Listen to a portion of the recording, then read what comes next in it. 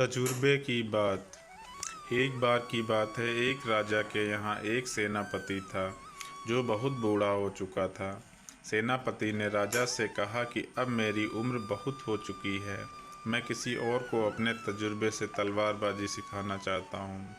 जिस किसी को भी इसका अभ्यास करना हो, सीखना हो, तो उसे मैं यह गुर सिखा सकता हूँ।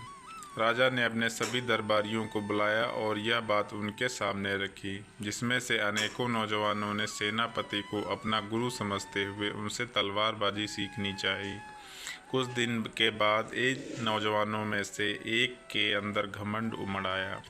वह अपने आप को सेनापति से भी ज़्यादा बुद्धिमान व अधिक बलवान समझने लगा। वह समझने लगा कि उसे तो सब कुछ आता है, वह तो सेनापति को भी पीछे छोड़ सकता है। तो उसने राजा के पास जाकर राजा से कहा कि मुझे आपके सेनापति से भी ज़्यादा तलवारबाजी आती है, तो आप मुझे ही अपना सेनापति चुन लें।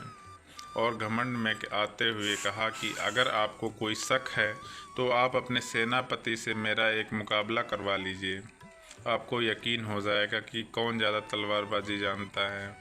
राजा ने थोड़ा सोचा और मुकाबले के लिए हाँ कर दी। राजा ने यह बात अपने सेनापति को बताई कि एक नौजवान आपसे मुकाबला करना चाहता है, जो आपका ही एक चेला है। सेनापति को कुछ समझ नहीं आया। थोड़ी देर बाद सेनापति ने मुकाबले के लिए हाँ कर दी। दिन और समय तय हो गया। अब नौजवान घबरा गया। वह सोचने लगा कि इतना बुढ़ा सेनापति भी मुझसे मुकाबला करने के लिए तैयार हो गया, अब मैं क्या करूं? वह सेनापति के हर कार्य को ध्यान से देखने लगा। उसको लगा कि गुरु ने कोई ज़रूरी जानकारी मुझे नहीं बताई है। अगले दिन गुरु लोहार के पास गया और बोला कि मुझे 15 फुट लंबी मियान बनाए।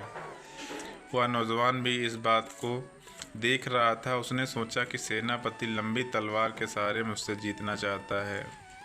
फिर वह भी लोहार के पास गया और बोला कि एक 16 फुट लंबी तलवार और म्यान बनाए। वह सोचने लगा कि अब तो मेरी जीत पक्की हो चुकी है। मुकाबले का दिन आ गया।